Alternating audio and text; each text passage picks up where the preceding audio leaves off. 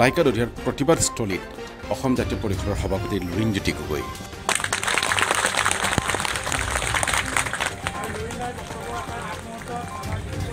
লাইকা দধিয়াবাসীৰ লগত অৱস্থান ধৰ্মঘট কৰি লাইকা দধিয়াৰ পুনৰ সংস্থাপনক লৈ ৰাজ্যৰ সমৰ্থন হকে বক্তৃতা প্ৰদান কৰে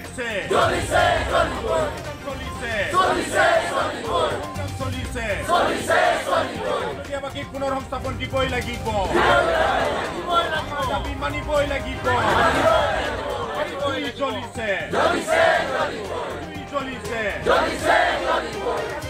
সংস্থাপন লাগিবই একেৰে প্ৰতিবাদস্থলীত কৈ যে জনগোষ্ঠীয় প্ৰতিনিধিসকল কেৱল ক্ষমতাৰ লোভত কাৰো আগত আঁঠুকাৰি দিব নালাগে আৰু নিজৰ খিলঞ্জীয়াৰ নিৰাপত্তাৰ স্বাৰ্থত মাত মাতি কাম কৰি যাব পৰাজনহে আচল জনতাৰ প্ৰতিনিধি বুলিও বক্তৃতা প্ৰদান কৰে এটা ঠাইলৈ নি সংস্থাপিত কৰা এতিয়া জানি আপোনালোকে আচৰিত হ'ব যে এইখন চৰকাৰৰ দিনত ৮৬,৫৩৬টা পৰিয়াল তেওঁলোকে সংস্থাপনহীন হৈ আছে তেওঁলোকৰ মাটি ভেটি নাই এই ৪.৫ বছৰ অৰ্থাৎ তেওঁলোকে ১ লাখ মানুহক তেওঁলোকে মাটিৰ পট্টা দিয়া ঢাক ঢোল বজায় ইয়াতকৈ লাজ লগা কথা থাকিব নোৱাৰে আজিলৈকে স্বাধীনতাৰ পিছৰ পৰা অসমত এতিয়া ৪,৭৫,০০০ পৰিয়াল এনেকুৱা এটা অৱস্থাত আছে যাৰ নিজৰ মাটি ভেটি নাই আপোনালোকে জানে কৰদৈগুৰিৰো এই অৱস্থা কৰদৈগুৰিত বহু মানুহ আছে মই যোৱাবাৰ কা বিৰোধী আন্দোলন কৰিবলৈ যাওঁতে দেখিছোঁ তাত বহু মানুহ তেওঁলোক মাটি ভেটি নোহোৱাকৈ আছে এবিঘা মাটিত ১১টা নে ১২টা পৰিয়ালে তেওঁলোকে বসবাস কৰে এই কথা আপোনালোকে তালৈ গ'লে তাৰ কাষতে দেখিব গতিকে মই ঢলাৰ কাষৰ অঞ্চল এটালৈ যাওঁতে তাতো দেখিলোঁ এনেকুৱা পৰিয়াল অৰ্থাৎ অসংখ্য পৰিয়াল আমাৰ অসমৰ খিলঞ্জীয়া জনগণৰ আজি এই অৱস্থা গতিকে আমি ক'ব খুজিছোঁ যে আমি এই গোটেই কথা বতৰাবোৰৰ আমি অৱসান বিচাৰিছোঁ সেইকাৰণে অসম জাতীয় পৰিষদে মোৰ আই বোপাই দি যোৱা আমাৰ মাটি ভেটিৰ ওপৰত আমাৰ অধিকাৰ যেতিয়ালৈকে সাব্যস্ত নহ'ব তেতিয়ালৈকে আমাৰ এই সংগ্ৰাম ৰাজনৈতিক সংগ্ৰামে বুলি কওক বা এই সংগ্ৰাম আমাৰ অধিকাৰ প্ৰতিষ্ঠাৰ সংগ্ৰামে বুলি কওক এই সংগ্ৰাম আমি অতি শক্তিশালী আৰু বলিষ্ঠভাৱে আগবঢ়াই লৈ যাম আৰু এই ক্ষেত্ৰত সমগ্ৰ অসমৰ ৰাইজৰ আমি সহায় সহযোগিতা বিচাৰিছোঁ আৰু আপোনালোকৰো যেতিয়ালৈকে অধিকাৰ সাব্যস্ত নহ'ব চক আমি যিসকল ভূমিপুত্ৰ আছোঁ যিসকল খিলঞ্জীয়া জনগণ আছে তেওঁলোকে মাটি ভেটিৰ অধিকাৰ যিটো সংবিধান প্ৰদত্ত অধিকাৰ সেই অধিকাৰ পাব লাগিব আপুনি ময়ে যদি মোৰ মাটি ভেটিৰ ওপৰত অধিকাৰ যদি নাপাওঁ তেতিয়াহ'লে 10 লাখ 5 লাখ বিদেশী যিবোৰ নাম তেওঁলোকে কৈ আছিল সেইসকলক মাটি ভেটি দিবৰ কাৰণে তেওঁলোকৰ ইমান খদমদম কিয় ইমান খৰখেদা কিয় গতিকে এই কথা আপোনালোকে মনত ৰাখিব আৰু সেইটোৱে হ'ব মৌলিক প্ৰশ্ন আহি থকা দিনসমূহত গতিকে আপোনাৰ মোৰ মাটি ভেটি নাই আৰু বিদেশীক আনি আপোনাক মাটি ভেটি দিব এইটো কেনেকৈ হ'ব পাৰে গতিকে আমাৰ মৌলিক যিবোৰ অধিকাৰ আছে আমি পাব লগা প্ৰাপ্য যিবোৰ অধিকাৰ আছে সংবিধানে যিবোৰ দিছে আমাৰ এখন সমাজ এই মাটি ভেটি গাঁও এইবোৰ আমাৰ ককা আজু ককাই আমাক দি থৈ গৈছে আজি কোনোবা বান গৰাখহনীয়াত আক্ৰান্ত হৈ মাটি ভেটি সৰ্বোচ্চ হেৰুৱাইছে তেওঁলোকক মাটি ভেটি দিয়াৰ দায়িত্ব কাৰ চৰকাৰৰ এইটো মৌলিক দায়িত্ব আজি ৰাতিৰ ভিতৰতে এখন চৰকাৰে মিকিৰ বামুণী গাঁৱত ৩০০ বিঘা মাটি তেওঁলোকক এটা বনিয়াক বহুজাতিক কোম্পানীক দিবৰ কাৰণে এটা চলাৰ প্ৰজেক্ট বনাবৰ কাৰণে সৌৰ এটা প্ৰকল্প কৰিবৰ কাৰণে ৰাতিৰ ভিতৰতে একচনীয়া মাটি পতিতভূমি দেখুৱাই পতিতভূমিৰ পিছত তাৰপিছত তেওঁলোকে ম্যাদী পট্টা দেখুৱাই এগৰাকী মানুহ গোলাপ গোহাঁইৰ নামত সমগ্ৰ মাটি দেখুৱাই ৩০০ বিঘা মাটি সম্পূৰ্ণ চিলিং আইন নাইকিয়া কৰি এনভাইৰমেণ্টেল যিমানবোৰ নীতি আইন যিমানবোৰ আছে সকলো নাইকিয়া কৰি কোনো এনভাইৰমেণ্টেল ক্লিয়াৰেন্স চাৰ্টিফিকেট নোলোৱাকৈ তাত এটা প্ৰকল্প বহাবৰ কাৰণে ইতিমধ্যে কাম কাজ আৰম্ভ কৰিলে সকলো বাদ দিলে এলিফেণ্ট কৰিডৰ আছিলে তাত এটা বিভিন্ন বন্য আইনে প্ৰভাৱিত হৈ থকা এটা অঞ্চল আছে সকলো কথা বাদ দি তেওঁলোকে ৰাতিটোৰ ভিতৰতে তেওঁলোকে তাত এটা প্ৰকল্প বা এটা প্ৰজেক্ট এটা কাৰখানা তেওঁলোকে আৰম্ভ কৰিলে তেওঁলোকে তেওঁলোকৰ নিজৰ যেতিয়া দৰকাৰ হয় যেতিয়া বনিয়া বহুজাতিক কোম্পানীৰ প্ৰতি তেওঁলোকৰ দৰদ আহে তেতিয়া যিকোনো কাম কৰিব পাৰে আপুনি চাব যে যিমানবোৰ অঞ্চল আছে এতিয়া ৰামদেৱকটো হাজাৰ বিঘা মাটি দেখিছে এতিয়া বেলেগ আন যিবোৰ প্ৰকল্প ITCৰ নামত 1000 বিঘাৰ মাটি আবণ্টন হ'ব পাৰে এতিয়া অসমত আন বেলেগ প্ৰকল্প ইমামী প্ৰকল্পৰ নামত 1000 বিঘাৰ মাটি আবণ্টন হ'ব পাৰে ঠিক আছে উদ্যোগ হৈছে বেয়া পোৱা নাই কিন্তু আমাৰ খিলঞ্জীয়া মানুহকতো মাটি দিয়া আমাৰ খিলঞ্জীয়া জনগণক তোমালোকে নিজৰ মৌলিক অধিকাৰকৰণৰ পৰা কিয় বঞ্চিত কৰিছা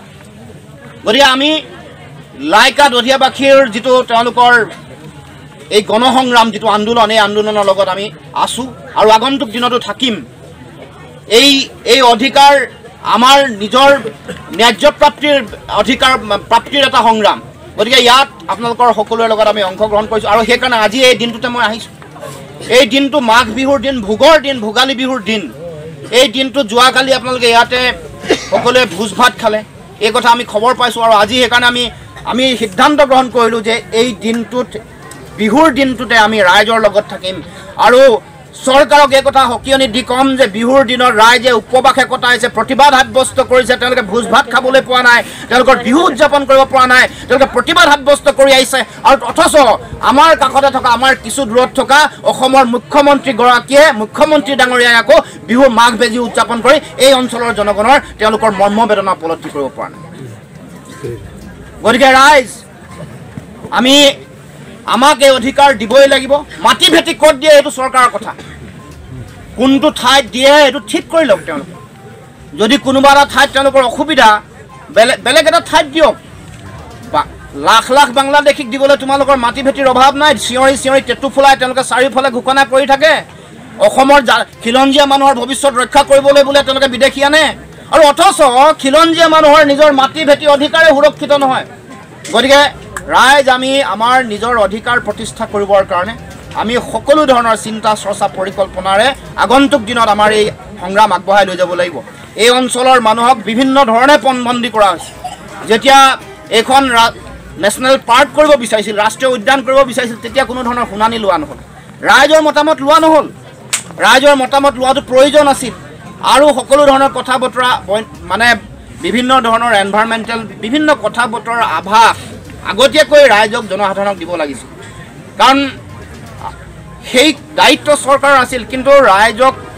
ইয়াৰ লায়কাত অধিয়াবাসী ৰাইজক পণবন্দী কৰি আজিও তেওঁলোকক পণবন্দী কৰি ৰাখিছে তেওঁলোকৰ মৌলিক অধিকাৰ আজিও খৰ্ব হৈ আছে তেওঁলোকে পাব লগা সকলো ধৰণৰ প্ৰাপ্য অধিকাৰ আজিও বঞ্চিত সেইকাৰণে ৰাইজে এই যিটো সংগ্ৰাম তেওঁলোকে চলাইছে দীঘলীয়াকৈ চলাইছে আমি সংগ্ৰামত সদায় আপোনালোকৰ লগত আছোঁ আৰু আমাৰ অসম জাতীয় পৰিষদৰ জন্মৰ মূল কথাটোৱে হ'ল যে অসমৰ মানুহৰ সুৰক্ষিত ভৱিষ্যত লাগে অসমৰ জনগণৰ অধিকাৰ লাগে অসমৰ জনগণৰ মাটি ভেটিৰ ওপৰত আমাৰ অধিকাৰ সাব্যস্ত হ'ব লাগে আমি আমাৰ সম্পদৰ ওপৰত আজি আমি অধিকাৰ আৰু নিয়ন্ত্ৰণ যাতে সাব্যস্ত কৰিব পাৰোঁ আমাৰ ভাষা কৃষ্টি সংস্কৃতিক যাতে আমি সুৰক্ষিত কৰিব পাৰোঁ আমি কেৱল মাত্ৰ ৰাজনীতিৰ নামত ৰাজনীতি কৰিবৰ কাৰণে এটা দল জন্ম দিয়া নাই আমাৰ লক্ষ্য অসমৰ মানুহে যাতে নিজৰ মেৰুদণ্ড পুনাই জীয়াই থাকিব পাৰে কেতিয়াও কোনো কাৰণতে যাতে বেলেগৰ লগত আঁঠু লৈ কেৱল মাত্ৰ ক্ষমতাৰ কাৰণে বোকা ছটিয়া ৰাজনীতিৰ মাজত যাতে সীমাবদ্ধ নাথাকে অসমৰ সমাজ অসমৰ জনগোষ্ঠীসমূহ অসমৰ জাতি সত্তাসমূহৰ তেওঁলোকৰ সামাজিক জীৱন যাত্ৰা বা ৰাজনৈতিক জীৱন যাত্ৰা আমাৰ মূল লক্ষ্য এটা ভাল জীৱন দিয়া আজি এনেকৈ প্ৰতিবাদ যিকোনো কথাৰ প্ৰতিবাদ যেতিয়াই হয় তেওঁলোকে বিভিন্ন ধৰণৰ উপায় অৱলম্বন কৰে আপোনালোককো মনত ৰাখিব ষড়যন্ত্ৰ কৰিব বিভাজিত কৰিব প্ৰলোভিত কৰিব কাৰোবাক কিনি লৈ যাব লিডাৰক কিনি লৈ যাব কিন্তু মনত ৰাখিব সৰ্বসাধাৰণ জনগণৰ সুৰক্ষিত ভৱিষ্যতে মূল লক্ষ্য সেইটোৱে আমাৰ মূল চিন্তা আমি নিজকে প্ৰতিষ্ঠা কৰিবৰ কাৰণে ৰাজনীতি কৰিবলৈ অহা নাই এই কথা আমি বাৰে বাৰে কৈছোঁ নিজক প্ৰতিষ্ঠা কৰিবলৈ আমি অহা নাই